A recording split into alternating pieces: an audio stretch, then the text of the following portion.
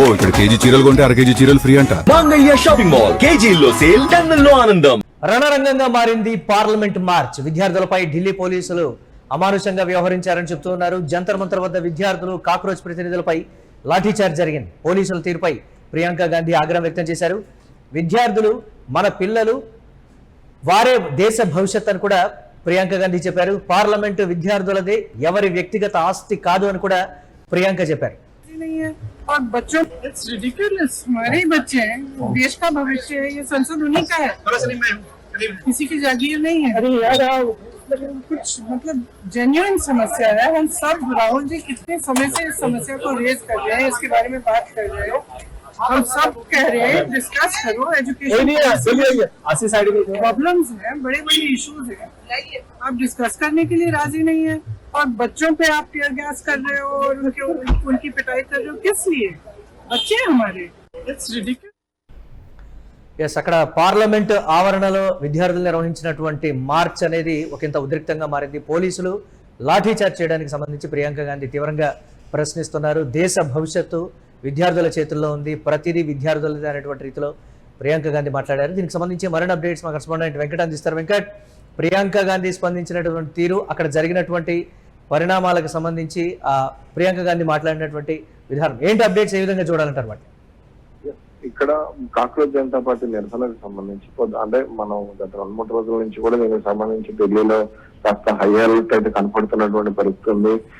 అటు కేంద్ర ప్రభుత్వం కూడా పార్లమెంట్ వర్షాకాల సమావేశాలకు సంబంధించి కొంత అంటే అప్రమత్తంగానే వ్యవహరించింది. అయితే మొదటి రోజు రణరంగంగా అటు ఇన్ హౌస్ కానీ అవుట్ కానీ మొత్తం కూడా బయట కూడా పరిస్థితి కొంత కాదు చాలా వరకు కూడా కేంద్రానికి ఇబ్బందికరంగానే కనపడింది అనే విషయాన్ని అయితే మనం స్పష్టంగా అర్థం చేసుకోవచ్చు.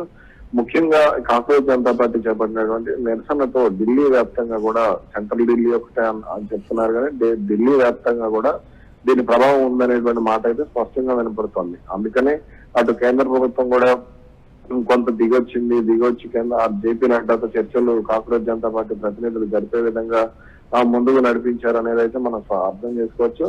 అయితే ఇక్కడ వీళ్ళ విషయంలో టీయర్ గ్యాస్ ప్రయోగం కానీ, వాటర్ కెనాల్ కానీ, లేదంటే ఇప్పుడు లాఠీ చార్జ్ విషయంలో కానీ విమర్శలు అయితే వస్తున్నటువంటి పరిస్థితి ఉంది. దీనికి సంబంధించి అంటే ఈ లాఠీ చార్జ్ చేయడం కరెక్ట్ కాదు. ఎందుకంటే ఇప్పుడు వాళ్ళు నిరసన చేస్తున్నప్పుడు సాధారణంగా ప్రజాస్వామ్యంలో ఆ నిరసన కార్యక్రమాలు అనేవి సహజంగా జరుగుతూనే ఉంటాయి. కానీ ఆ వాటికి అంటే నచ్చకపోతే వాళ్ళ మీద లాఠీ చార్జ్ చేయడం అనేటువంటి చర్యలు వీటన్నిటికి సంబంధించి అనవసరంగా ఇటువంటి అంశాలు ఇప్పుడు లాఠీ చార్జీలు ఎవరైనా తీవ్రంగా గాయపడితే అనవసరంగా అది కేంద్ర ప్రభుత్వానికి చెడ్డ పేరు వచ్చినట్టు అవుతుంది. ఇటు ఒక పక్కన చర్చలు జరిపి మరో పక్కన లాఠీ చార్జ్ చేయడం ద్వారా అనవసరమైనటువంటి సమస్యలకి దారితీసేటువంటి అవకాశం ఉంటుంది అనేటువంటి మాట కూడా వినపడుతుంది ఒక పక్క. అలాగే అటు విపక్షాలకు సంబంధించి ప్రధాన ప్రతిపక్షంగా ఉన్నటువంటి కాంగ్రెస్ పార్టీ ఈ అంశంలో చాలా సీరియస్ గానే కొంత అంటే ఒక రకంగా కాక్రోచ్ జనతా పార్టీకి సైలెంట్ గా మద్దతు ఇచ్చింది.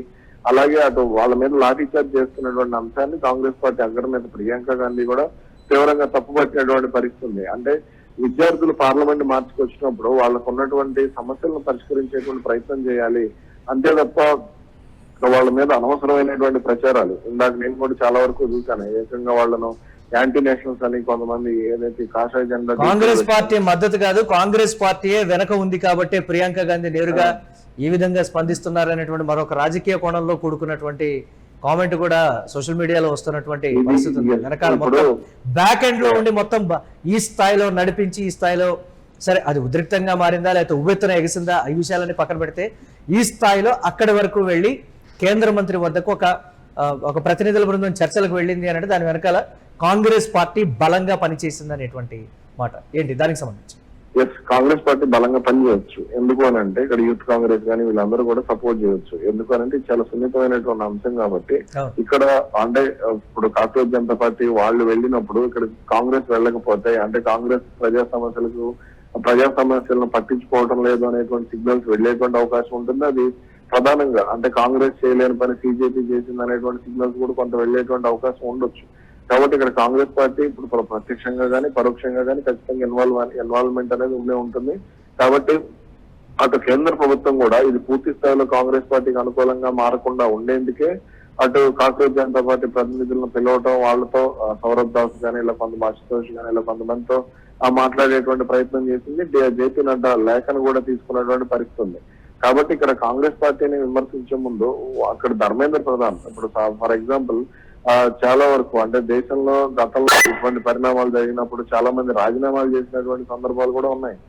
అది కాంగ్రెస్ ప్రభుత్వంలో బీజేపీ ప్రభుత్వంలో సరే ఎప్పుడైనా సరే. కాబట్టి ఇటువంటి ఉన్నప్పుడు ఖచ్చితంగా దానికి సంబంధించి ఆ సమస్య తీవ్రతను అర్థం చేసుకుని నీట్ ఎగ్జామ్ అనేది అంత ఈజీ ఎగ్జామ్ కాదు కాబట్టి దానికి సమస్య తీవ్రతను అర్థం చేసుకుని కేంద్ర మంత్రిని తొలగించడం అనేది పెద్ద విషయం కాదు. కానీ ఈ విషయంలో కేంద్ర ప్రభుత్వం కూడా కావాలని జాప్యం చేస్తోంది అనేటువంటి విమర్శలు కూడా ఉన్నాయి.